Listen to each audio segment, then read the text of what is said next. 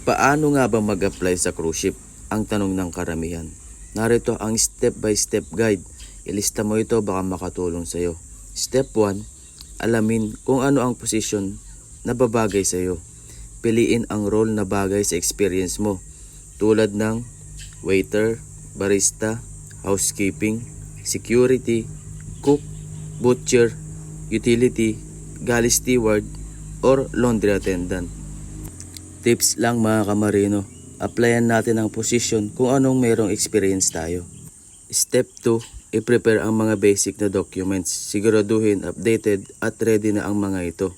Katulad ng updated resume, 1 to 2 page lang, valid passport, 2x2 or passport size pictures, TOR or diploma, NBI clearance, Seaman's book, training certificates, basic training, SDSD, NC2 kung meron na.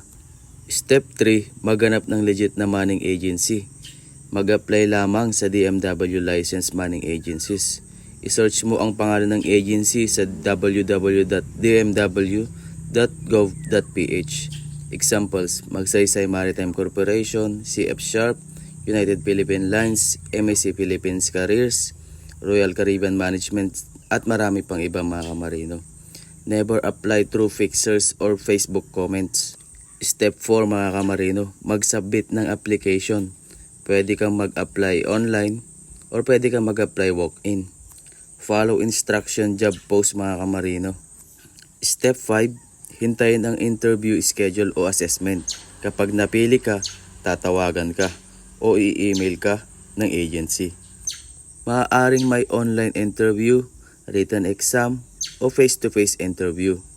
Tips lang mga kamarino, be polite and professional kapag sumasagot sa calls o email. Step 6, maghanda para sa interview. Review common interview questions like, tell me about yourself, why do you want to work on a cruise ship, what is your experience in this position. Tips lang, practice speaking in English. Be confident but humble. Step 7, kung pasado, saka pa lang kausapin tungkol sa next step. Usually, kasunod na ang medical referral, training requirements, document completion, at pre-deployment orientation.